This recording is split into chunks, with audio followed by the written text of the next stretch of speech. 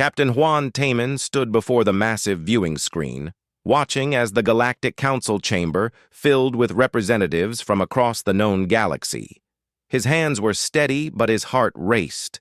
Today would decide humanity's fate. Behind him, Dr. Nari Samin checked her datapad for the 100th time. She had prepared every argument, every piece of evidence to prove that humans were not a threat. But looking at the cold faces of the elder species, she wondered if facts would matter at all. "They have already decided," Ambassador Jiho whispered to them. His weathered face showed the exhaustion of 3 months spent trying to change minds. "I can see it in how they look at us." The council leader, a tall being from the Valorian Empire, raised one of its 4 arms. The chamber fell silent. Its voice echoed through the translation systems, reaching every corner of the massive hall. "We gather today to address the human question," it announced. "In merely 3 centuries, this species has achieved what takes others millennia. They spread too fast. They learn too quickly. They adapt without hesitation." Juan felt anger rising in his chest. Everything the Valorian said was true, but why did it sound like a crime? Humanity had worked hard. They had earned their place among the stars. Another counselor spoke, this one from the Hive Collective. Its insect-like features remained motionless as it communicated through synthetic speech. "Humans do not respect the old ways. They question our traditions. They demand equality when they have not proven themselves worthy over thousands of years." Nari could not stay quiet anymore. She stepped forward, her voice clear and strong. "Worthy, we have shared our medical advances freely. We have helped settle disputes. We have asked only for friendship and fair treatment." "Silence!" The council leader's command boomed through the chamber. "Humans do not have permission to speak. This is precisely the problem. You do not know your place." The vote came quickly after that. One by one, the elder species raised their symbols of judgment. Red lights filled the chamber. Not a single voice spoke in humanity's defense. "By unanimous decision," the council leader declared, "humanity is deemed too dangerous to remain within galactic civilization. You will be escorted beyond the outer veil. You will be sealed away from the rest of us. This is our mercy, for we could have chosen extinction." Jiho's face turned pale. "You cannot do this. We have rights. We have colonies, families, billions of lives spread across dozens of worlds." "You have 1 solar cycle to evacuate," the Valorian replied. "Gather your people. Leave our space. Do not return." The next 30 days passed in chaos. Juan commanded the largest evacuation in human history. Every ship that could fly was pressed into service. From military carriers to cargo vessels to luxury liners, all became refugee transports. On the colony world of Meridian, Juan watched families board ships with only what they could carry. Children cried. Parents tried to be strong.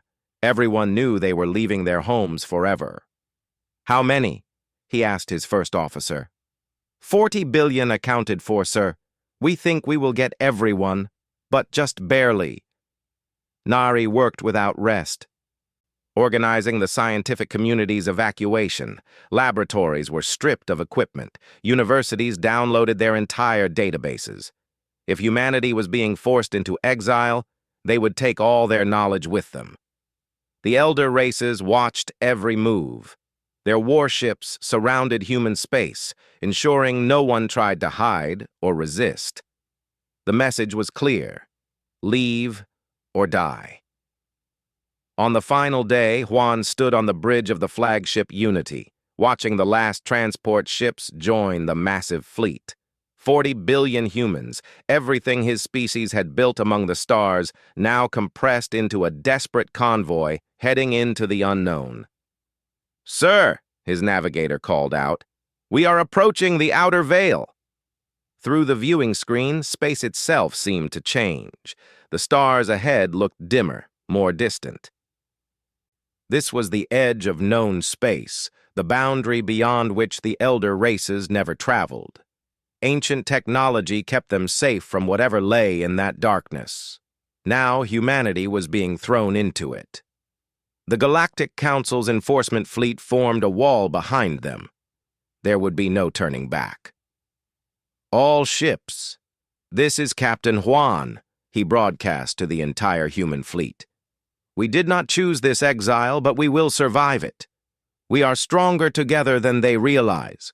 Remember this day. Remember who cast us out. And remember that we are still human, still alive, still free." As the first ships crossed the threshold, the quantum barriers activated. Juan watched as walls of energy rose behind them, sealing the gateway back to the galaxy they once called home. Nari stood beside him, tears streaming down her face. "What will we do out here?" Juan looked ahead at the dark space before them, then back at the 40 billion souls depending on him. "We survive. We build. We become something they will regret underestimating." The last ship crossed the barrier. The energy walls solidified, becoming impenetrable. Humanity was alone now, cast into the darkness beyond the edge of civilization. But in that moment, looking at his fleet holding formation, Juan felt something unexpected. Not despair, but determination. The elder races thought they had removed a threat. Instead, they had created something far more dangerous. They had given humanity a reason to prove them wrong. The fleet jumped to faster-than-light speed, leaving the outer veil behind. Ahead lay unknown space, abandoned worlds, and possibilities no one could imagine. The exile had begun, but so had humanity's transformation into something the galaxy had never seen before. 50 years had passed since the exile, and Fleet Admiral Yuna stood on the observation deck of Sanctuary Station, humanity's first permanent home beyond the veil. The view still took her breath away. Dozens of ships moved between the station and the planet below, a world they had named Haven. She had been just a child when the elder races cast humanity out. Now she commanded everything her people had built in the darkness. "Admiral," a voice called from behind her. She turned to see Engineer Minho Park approaching, excitement written across his young face. "We have finished analyzing the structure on the fourth moon." Yuna's pulse quickened. "And? It is what we hoped. Ancient technology, millions of years old. The species that built it is long gone, but the systems still work." Minho pulled up a holographic display. "Admiral, this changes everything." The region beyond the outer veil had surprised everyone. Instead of empty void, they found thousands of abandoned worlds. Ancient civilizations had once thrived here, leaving behind structures, machines, and mysteries. Humanity had stumbled upon a graveyard of dead empires. At first, they had simply scavenged what they could use: metals for building, energy sources to power their colonies. But Minho and his team of engineers had discovered something more valuable than resources. They found knowledge. "Show me," Yuna commanded. Minho activated the display. Complex equations and diagrams filled the air between them. The ancients used a completely different approach to faster-than-light travel. Instead of punching through normal space like conventional drives, they folded space itself. I call it void drive. "Can we build it?" "We already have." Minho's grin widened. "I installed a prototype on the research vessel Discovery. Admiral, this technology makes our current drives look like children's toys. A ship with void drive could cross the galaxy in weeks instead of months." Yuna understood immediately what this meant. Humanity had been exiled with only the technology they possessed 50 years ago. The elder races assumed humans would stagnate, trapped in the darkness without access to galactic civilization. But here, surrounded by the remnants of species far older than any current empire, humanity had found a different path forward. "How many ships can we retrofit?" she asked. "With our current production capacity?" "Maybe 50 in the next 5 years. But Admiral, This is just one discovery. We have barely explored a fraction of what lies out here. Yuna made her decision. Expand the search teams. I want expeditions to every ancient site we can find. Analyze everything. If these old civilizations left anything we can use, I want it. While Minho worked on technology, General Doyen built an army. Not the peacekeeping forces humanity had maintained before exile, but something harder. Something forged from necessity and determination. On the training grounds of Haven, 10,000 soldiers moved through combat drills. Every person in the exercise had been born in exile. They had never seen Earth, never walked on the colony worlds humanity lost. But they knew the stories. Doyen watched them with pride. These young men and women were faster, stronger, and more disciplined than any previous generation. Growing up in the harsh environment beyond the Veil had made them resilient. "Sir," his second-in-command approached, "the new recruits are asking questions again." "What kind of questions?" "They want to know if we will ever return to the galaxy, if we will ever make the elder races answer for what they did." Doyen had been a soldier during the exile. He remembered the shame of retreating without fighting. He remembered watching families torn from their homes while alien warships ensured compliance. "Tell them this," Doyen said carefully. "We train not for revenge, but for justice. We grow stronger not to repeat the cruelty shown to us, but to ensure it never happens again. When we return, and we will return, it will be as something the galaxy has never seen." Across the growing human territories, more colonies took root. New Earth, Rising Hope, Second Chance, Defiance. Each name reflected humanity's state of mind. They had not given up. They had not despaired. Instead, they worked. Admiral Yuna established what she called the Free Colonies, a network of settlements connected by the new Void Drive ships. Within a century, humanity spread across the dark region, claiming worlds the elder races never knew existed. Population grew faster than anyone expected. Families that had delayed having children during the chaos of exile now raised large families. Haven alone hosted 5 billion people within 70 years. Across all colonies, the numbers climbed toward 200 billion. But Minho's most important discovery came in year 2589, nearly 2.5 centuries after exile. Deep in an ancient library on a dead world, his team found data crystals that still functioned. It took years to decode the alien language, but when they finally succeeded, the contents shocked everyone. Yuna read the translation 3 times before believing it. "This is impossible." Minho shook his head. "It explains everything, Admiral. The elder races did not banish us because we were dangerous. They did it because of this prophecy." The ancient text described a recurring pattern throughout galactic history. Every few million years, a young species would arise that refused to accept the existing power structure.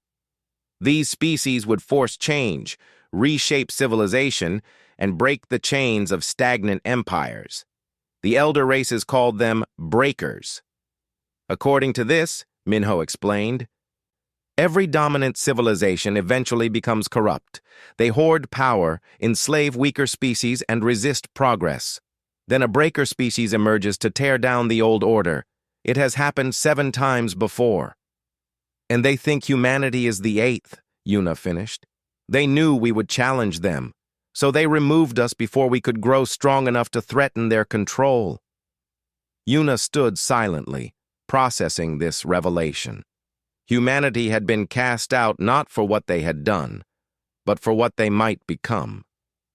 The elder races feared change so much they exiled an entire species to prevent it. "Do we tell people?" Minho asked. "Yes," Yuna decided. "Everyone should know the truth. The elder races did not banish us in mercy. They did it in fear." Word spread through the colonies like fire. The revelation changed everything. What had been exile became purpose. What had been punishment became destiny. By year 2597, 250 years after leaving the galaxy, humanity stood transformed. Their technology exceeded anything the elder races possessed. Their military trained for scenarios the old empires could not imagine. Their population rivaled the smaller galactic nations. And they had something else, something more valuable than ships or soldiers. They had unity born from shared suffering. Every human alive knew the story of exile. Every family remembered the injustice. Admiral Yuna, now elderly but still sharp, called a council of the colony leaders. "The question," she said, "is no longer if we return, but when." The vote was unanimous. Humanity would go home. Emperor Junho Tai stood at the transparent dome of the Imperial Palace on Haven, looking up at the stars. At 35 years old, he carried a burden no human had held before. He was the first elected emperor of the human star empire, chosen to lead their people back to the galaxy that had rejected them. His grandmother had been Admiral Yuna, the woman who guided humanity through the darkest years of exile. On her deathbed, she had made him promise one thing: "We return not as beggars, but as equals." Now the moment had come to fulfill that promise. "Your Majesty," Admiral Hana entered the chamber, her uniform crisp and decorated with medals earned in countless training exercises. "The First Fleet is ready. 300 ships, all equipped with void drive. We await your command." Junho turned from the stars to face his fleet commander. "And Scout Captain Aaron's report? His stealth ships have been inside the galaxy for 6 months now. The intelligence he gathered is disturbing." Hana activated a holographic display showing the current state of galactic civilization. Red zones marked conflict areas. They covered nearly half the known galaxy. "The elder races are at war with each other?" Junho asked, surprised. "Not quite war, but close. The Valorian Empire and the Kryn Federation fight over mining rights in 12 systems. The Hive Collective has blockaded trade routes. The Pale Ascendancy refuses to share medical technology during a plague outbreak." Hana's voice carried disgust. "The younger species suffer most. Without protection, they are caught between the elder race's power struggles." Junho studied the map. His education had taught him galactic history. But seeing the current chaos shocked him. When humanity was exiled, the elder races had justified it by claiming they maintained peace and order. Now their civilization crumbled into petty conflicts. What else did Aaron learn? "The quantum barriers around the outer veil are weakening. The elder races stopped maintaining them decades ago. Apparently, they forgot about us." Hana smiled coldly. "They think humanity died out here or became primitives scratching in the dirt." "Then we will remind them what underestimating humans costs," Junho declared. "Send word to Aaron. Tell him to come home. We go through together." 5 weeks later, the entire First Fleet assembled at the border of the outer veil. Scout Captain Aaron's stealth ships joined them, sleek vessels designed to slip through space undetected. Behind the First Fleet, transport ships carried colonists ready to reclaim humanity's old worlds. Junho broadcast to all ships from the flagship Redemption. 251 years ago, our ancestors were forced through this barrier. The elder races called us dangerous. They feared what we might become. Today we prove they were right to fear us, but wrong about why. We return not to conquer, but to correct. We come not as the vengeful, but as the just. All ships, prepare for void drive. The fleet activated their drives simultaneously. Space itself bent around them. To any observer, the ships seemed to fade from existence, and then reappear on the other side of the barrier, bypassing the quantum walls as if they did not exist. They emerged in the Meridian system, the first colony world humanity had been forced to abandon. Aran's scouts had reported it now housed a Valorian military base and processing center. The alien empire used the planet to sort captives from various species before shipping them to labor camps. In other words, slavery. Admiral Hana's tactical display showed the Valorian garrison, 30 warships, outdated but still dangerous by old galactic standards. Defense platforms orbited the planet. Shields protected the main installation. "They have detected us," her sensor officer reported. "The garrison is powering weapons and broadcasting demands for identification." "Open a channel," Junho commanded. The Valorian base commander appeared on screen, its 4 arms gesturing with confusion and threat. "Unknown fleet, you have entered restricted space. Identify yourselves immediately or be destroyed."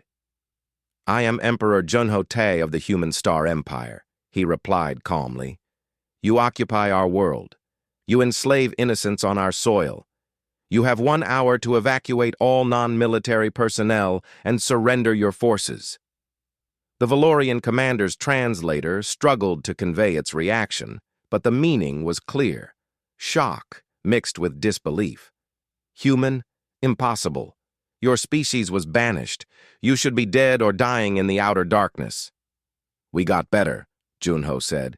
59 minutes remain." The Valorian cut the transmission and immediately contacted its superiors. Junho knew what would happen next. The base commander would report the impossible. Humans had returned. The Valorian Empire would not believe it. They would order the garrison to destroy the human ships and investigate the debris later. Pride would blind them. Exactly 58 minutes later, the Valorian garrison opened fire. Plasma torpedoes and energy beams lanced toward the First Fleet. Junho watched without concern. The human ships did not even raise shields. The Valorian weapons simply dissolved before impact, their energy dispersed by defensive fields the elder races could not detect or understand. Technology reverse-engineered from ancient ruins, perfected by human ingenuity. "Admiral Hana," Junho said quietly, "demonstrate." Hana input a single command. 5 human destroyers broke formation and accelerated toward the Valorian lines. Their speed exceeded anything conventional drives could achieve. Before the garrison could react, the human ships had disabled 15 enemy vessels with precise strikes that knocked out engines and weapons without destroying the ships themselves. The remaining Valorian warships tried to flee. They did not make it far. Human interceptors caught them easily, herding them back toward the planet like shepherd dogs with confused sheep. "The garrison surrenders," the communications officer reported. "The base commander requests terms." Junho nodded to Hana. "Send landing forces. Free everyone held in the processing centers. Arrest any Valorian personnel involved in slavery operations. Treat all others with respect and allow them to leave peacefully." "And the planet, Your Majesty?" "Meridian belongs to humanity again. But this time, we share it with anyone seeking safety from the elder race's cruelty." Within hours, thousands of beings from dozens of species walked free from captivity. Human soldiers distributed food, medical supplies, and transport vouchers. Many freed captives stared in disbelief at their rescuers. One young alien, reptilian in appearance, approached a human marine. "You are the banished ones? The species the elder races cast out?" The marine nodded. "We were. Not anymore. But you freed us. Why? We are not your people." "Maybe not," the marine replied. "But you are people. That is enough." News of Meridian's liberation spread through quantum communication networks. Across the galaxy, beings heard whispers of an impossible event. The banished humans had returned. They came in ships unlike anything seen before. They defeated a Valorian garrison in minutes. They freed slaves without demanding anything in return. In the Galactic Council chambers, now far less grand than during humanity's exile, the elder race representatives received the reports with growing alarm. "This must be exaggeration," the Kryn representative insisted. Humans cannot have advanced so far in such little time. The Valorian ambassador slammed its fists on the table. Exaggeration? We have lost Meridian. 3 of our commanders are in custody. The humans broadcast a message to the entire galaxy claiming they have returned to correct injustices. This is invasion. Then we send a fleet to remove them, suggested the Hive Collective delegate. Silence fell. Each elder race calculated the cost of confronting this unknown threat. Each remembered how easily the Valorian garrison had fallen. Emperor Junho received their diplomatic inquiries with cold politeness. His response went not just to the Council, but to every communication network in the galaxy, public and private. The Human Star Empire has returned to claim what was stolen from us. We seek no war with those who treat others with dignity. We offer alliance to any species tired of living under the elder race's arbitrary rule, but to those who profit from slavery, oppression, and cruelty, we are coming. No barrier will stop us. No fleet will slow us. The galaxy will remember that humanity does not forget injustice, and we never forgive those who harm the innocent. The message ended. Across millions of worlds, billions of beings made their choices. Some prepared for war, others dared to hope. The exile had ended. The reckoning had begun. Marshal Yunji stood on the command deck of the assault carrier Liberation, watching through the viewport as her troops descended toward the planet Krell 7.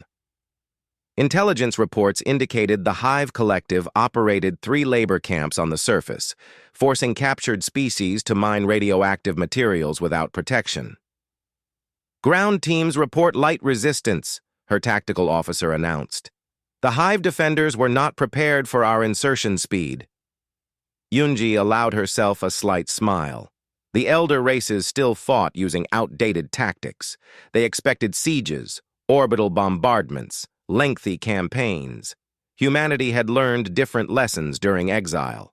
Strike fast, strike precise, minimize casualties on all sides.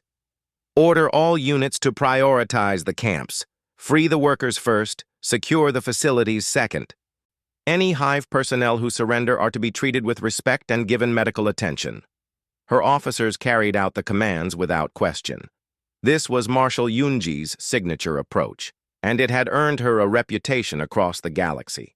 She was called the Iron Heart by her soldiers and the Merciful Storm by those she liberated. Enemy combatants feared her efficiency, but knew surrender meant safety, not execution. Within 3 hours, Krell 7's camp stood empty of captives.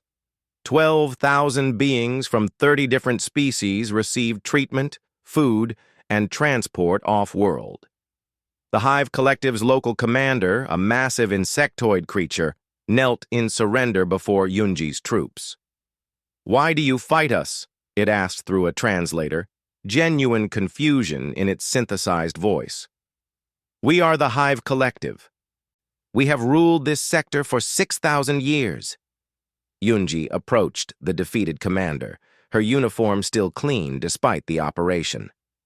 "And for 6,000 years, you have treated other species as resources to exploit. That ends now." "You cannot change the entire galaxy," the Hive commander protested. "Order requires hierarchy. The strong must rule the weak." "No," Yunji replied simply. "The strong must protect the weak. That is the difference between you and us." While Yunji liberated worlds through military action, diplomat Gina worked a different battlefield. In conference rooms and neutral stations across the galaxy, she met with representatives from younger species, those caught between the elder race's power struggles. On Station Harmony, she sat across from delegates from 15 different civilizations. Some were suspicious, others desperate. All were curious about humanity's true intentions. A delegate from the Pellis Commonwealth spoke first, her feathered crest rising in agitation. "You say you come to help, but humans fight the elder races. If we ally with you, they will turn their full might against us. We are not strong enough to survive that." Gina had heard this fear in every negotiation. You think the elder races are strong? Look at them honestly. The Valorian Empire cannot protect its own supply lines. The Kryn Federation suffers internal rebellion on 12 worlds. The Hive Collective loses territory weekly. The Pale Ascendancy hoards resources while its citizens starve. These empires are crumbling under their own corruption, she continued. Humanity merely accelerates the inevitable. You have three choices. Ally with us and gain protection while building your own strength. Remain neutral and be caught in the chaos as the old order collapses, or side with the elder races and share their fate. Another delegate, this one from a species that resembled upright reptiles, leaned forward. What do you gain from this? Why should we trust that humanity will not simply become new tyrants? Because we know what exile feels like, Gina answered. We know the pain of being cast aside because others feared us. We will not repeat that cruelty. Besides, we do not ask you to submit to us. We offer alliance, not vassalage. Keep your independence. Govern yourselves. We ask only that you commit to treating all species with dignity. The negotiations continued for weeks. Some species agreed immediately, grateful for any alternative to the elder races. Others demanded proof of humanity's commitment. Gina provided both words and evidence, showing them how liberated worlds were rebuilding under human protection, but local governance. Slowly, the coalition grew. 30 species, then 50, then 80. Each one brought resources, intelligence, and most importantly, legitimacy to humanity's cause. Meanwhile, Grand Admiral Taeyang orchestrated humanity's most ambitious operation yet. The siege of Kryn Prime, homeworld of the Kryn Federation. From his flagship Retribution, Taeyang commanded a fleet of 800 ships. Surrounding Kryn Prime were the Federation's remaining defensive forces, 3,000 vessels, orbital platforms, planetary shields, and automated defense systems. On paper, the humans were hopelessly outnumbered. The Kryn High Command thought so too. They send only 800 ships against our fortress world? The Kryn Defense Admiral broadcast across open channels, ensuring all of galactic civilization heard his mocking words. The humans have gone mad. We will crush them and remind the galaxy why we are the superior species. Taeyang listened to the broadcast and smiled at his senior staff. Confidence built on old victories makes for complacent enemies. Begin the siege. The human fleet did not charge the Kryn defenses. Instead, they established a perimeter around the planet at extreme range. Kryn warships launched to engage, expecting conventional battle. The human ships simply retreated, maintaining distance. "What are they doing?" the Kryn Defense Admiral demanded as his forces pursued empty space. Then the human fleet activated a technology the Kryn had never encountered. Gravity wells, artificial singularities that made faster-than-light travel impossible. The field expanded around Kryn Prime, trapping every ship in the system.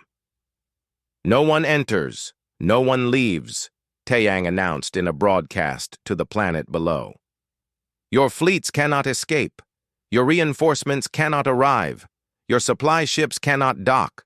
Surrender now, and this ends without bloodshed." The Kryn refused. They had food stores for months. Their military tradition forbade surrender. They prepared for a long siege, confident they could outlast the humans. Taeyang did not give them months. He gave them 3 weeks.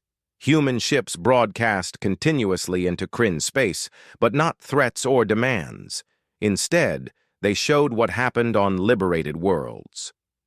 Former slaves living freely, species governing themselves, children playing without fear. The broadcasts also showed the truth about the Kryn Federation's elite class living in luxury while common citizens struggled. The Kryn High Command tried to jam the signals, but human technology pierced every defense. Every screen on Kryn Prime showed the broadcasts, every data pad, every communication device, every public display. Civil unrest began on the second week. protests in the capital, strikes in the industrial zones, citizens demanding their leaders end the siege. The High Command responded with force, but that only created more resentment. By week 3, elements of the Kryn military itself mutinied. Mid-ranking officers, disgusted by their leaders' refusal to accept reality, seized control of orbital platforms and communications arrays. "This is Commander Rill of the Kryn Defense Fleet," a voice broadcast system-wide. "We have removed the High Command from power. We request negotiations with the Human Star Empire." Taiyang's response came within minutes. "We accept your surrender and welcome your courage in choosing peace. Human ships will dock to provide humanitarian aid. No Kryn citizen will be harmed.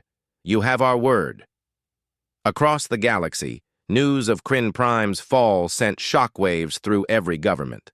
The elder race that had stood for 10,000 years had surrendered without the humans firing a single killing shot. Emperor Junho addressed the galaxy once more. "We are not conquerors. We are not exterminators. We are the correction that was always coming. Every species that treated others with cruelty, that hoarded power, that refused to change, now faces judgment, not from weapons, but from the truth. Your own people see what you really are, and they reject you."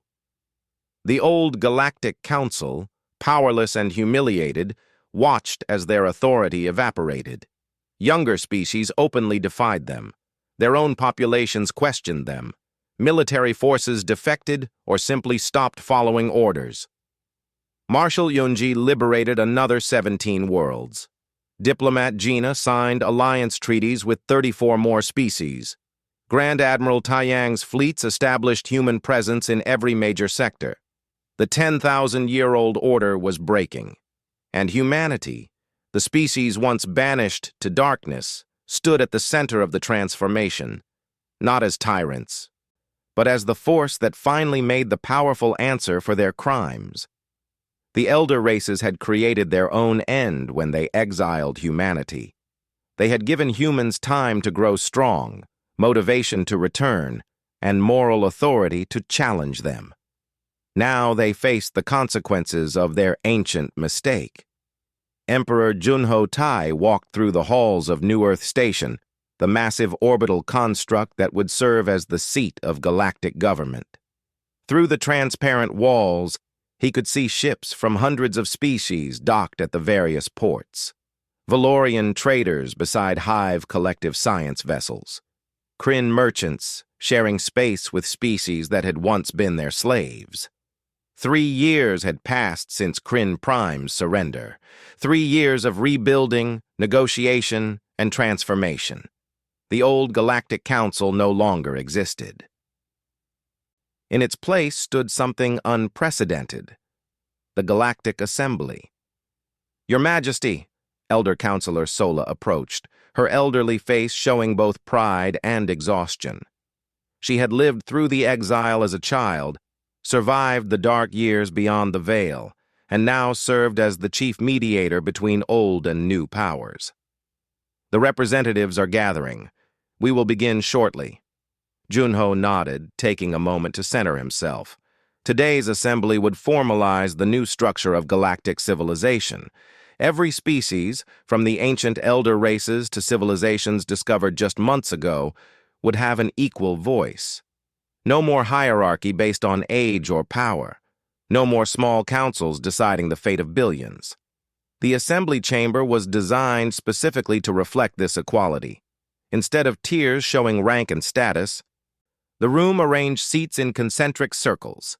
Every delegate sat at the same level. Every voice carried the same weight. Junho took his place not at the center, but in the outer ring with every other species representative. He had insisted on this. The Human Star Empire held no special position. They were one voice among many, equal to all others. "Let us begin," Counselor Sola announced, her voice transmitted through translation systems to every being present. "This is the first official session of the Galactic Assembly. We gather not as conquerors and conquered, not as rulers and subjects, but as free species choosing to work together.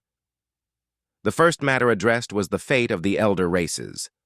The Valorian Empire, Kryn Federation, Hive Collective, and Pale Ascendancy no longer held power, but their populations still numbered in the trillions. What would happen to them? A young Valorian delegate, one of the reformers who had helped overthrow the old regime, stood to speak. "My people were wrong. We treated others as lesser beings. We believed our age granted us the right to rule. We were arrogant and cruel." His forearms trembled slightly. But most Valorians were not responsible for these decisions. They simply lived in the system they were born into. We asked the Assembly for a chance to rebuild our civilization with different values. Murmurs spread through the chamber. Some species, those who had suffered under Valorian oppression, called for punishment. Others urged forgiveness. Junho stood. "The Human Star Empire supports giving the Valorian people that chance. We do not seek revenge for our exile. We seek to ensure such cruelty never happens again. The question is not whether we punish entire populations for their leaders' crimes, but whether we build a system where such leadership can never rise again." The debate lasted hours. Eventually, the Assembly voted. The elder races would remain members of the galactic community, but stripped of their old privileges. Their military forces would be reduced. Their territory would be open to inspection. Most importantly, they would be bound by the same laws as everyone else. Justice without genocide. Accountability without extermination. The next days brought more transformative changes. The Assembly established the Galactic Court, where any species could bring grievances against any other, including against the elder races.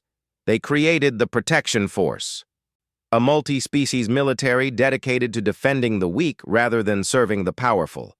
They opened trade routes that had been restricted for millennia. But perhaps most significantly, they addressed the question of how such oppression had been allowed to continue for so long. Diplomat Gina presented findings from extensive historical research. The problem was not just the elder races being cruel, it was the rest of us being silent. Younger species stayed quiet because they feared becoming targets. They accepted injustice toward others, hoping to avoid it themselves. This complicity allowed tyranny to persist. She continued, "The new order cannot depend solely on humanity's strength. We will not always be here to intervene. Every species must commit to speaking against injustice, even when it does not directly affect them.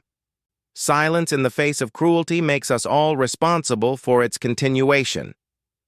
The Assembly adopted this principle into their founding charter. Any member species that witnessed oppression and stayed silent would face censure. Help could come in many forms, but indifference would no longer be acceptable.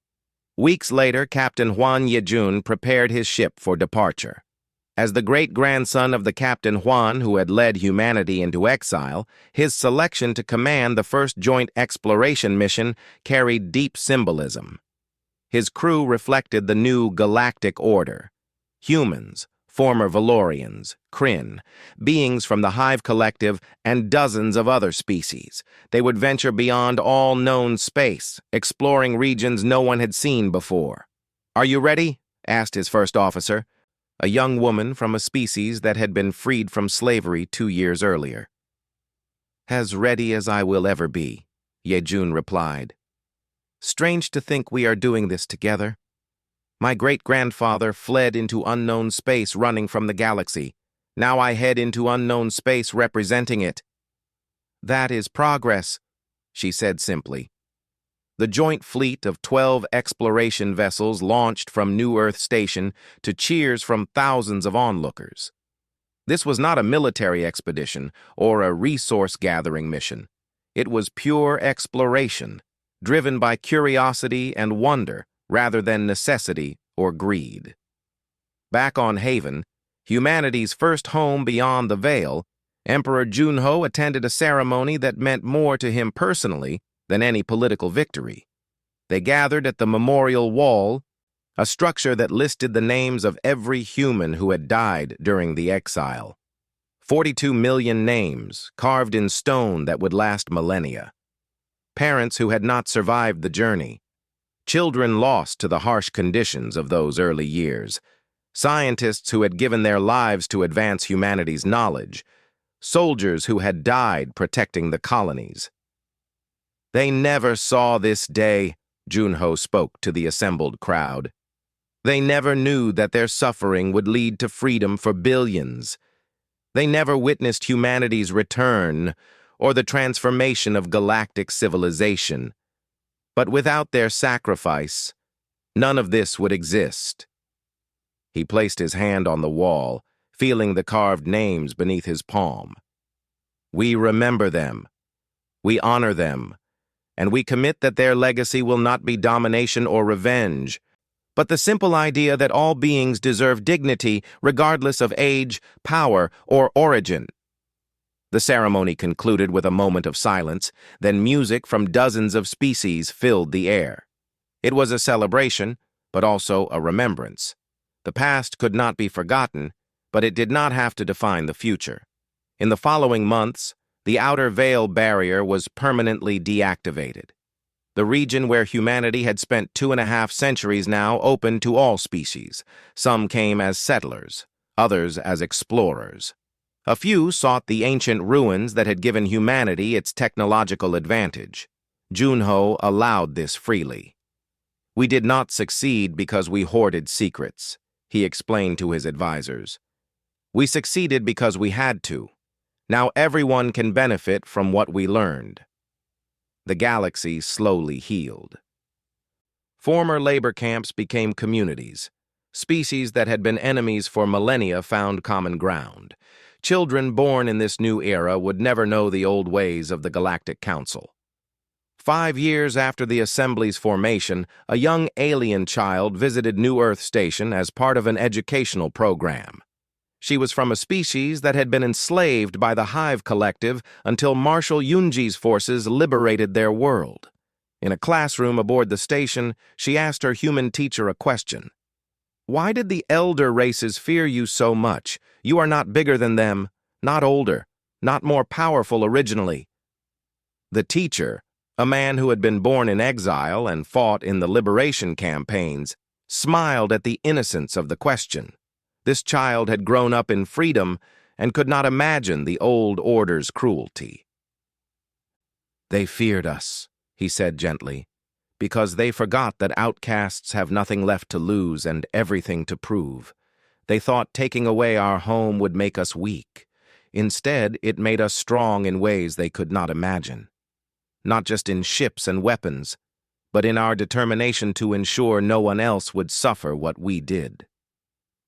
The child considered this, then asked, "Will humans always protect us?" "No," the teacher answered honestly. "Someday you will be strong enough to protect yourselves.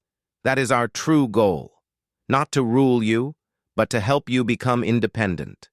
When that day comes, we will celebrate it."